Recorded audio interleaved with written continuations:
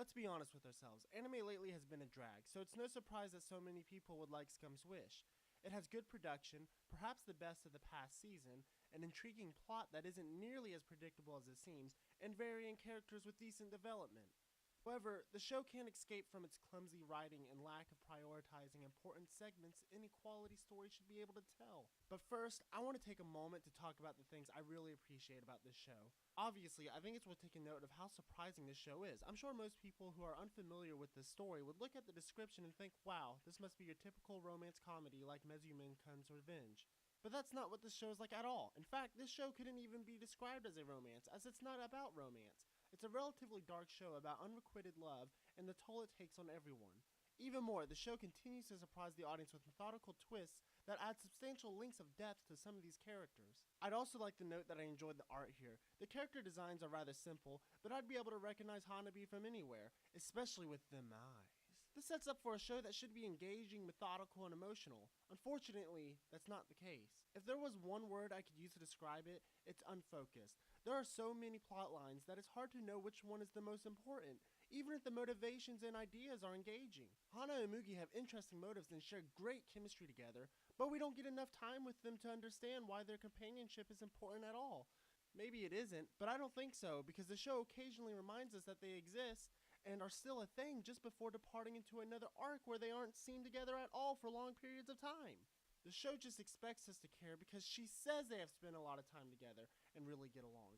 But I can't buy into this. Seeing is believing, and I didn't see enough to convince me their relationship is important.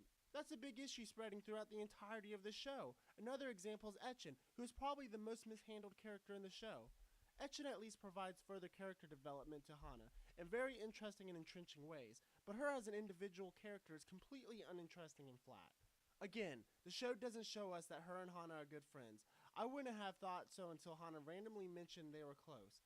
Our first introductions to Hana and Etchin are just obnoxious foreshadowing of Etchin's obsessive love with Hana.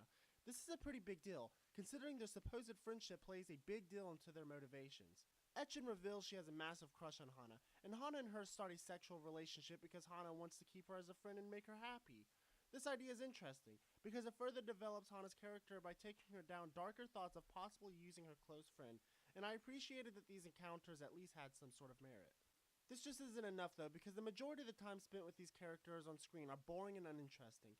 The characters have hardly any chemistry together, and as mentioned before, Etchin as an individual is completely useless. The same exact problem extends to Mugi's childhood friend Shiori, who is also completely useless, except her encounters with Mugi don't do anything to further develop his character at all. What makes these characters' involvement so bad is that they are constantly reoccurring characters. They even have full episodes dedicated to them, which are easily the worst episodes.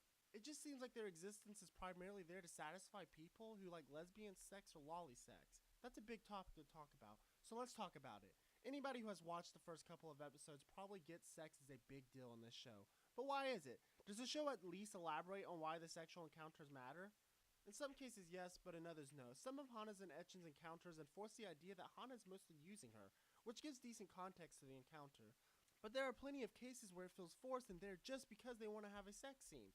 The show often feels more like soft hentai rather than an actual drama. In short, there's too much sex. So much of the show focuses on sexual encounters rather than quality character development. Maybe instead of a bunch of sex scenes, we could have gotten to see why Hana and Mugi's relationship mattered, or why Etchin was a quality friend that Hana so desperately wanted to keep. Unfortunately, that's not the case. That just about wraps up my feelings on this show. Do I think it's worth watching? Sure, but it's deprived itself of being noteworthy in my book. So you guys have heard my thoughts. What do you guys think? Do you agree with me that it's not as good as it could have been? Or do you think it's just fine? Do you think it's great? Do you think it's terrible? Let me know in the comments below. And please do like and subscribe if you enjoyed watching this video.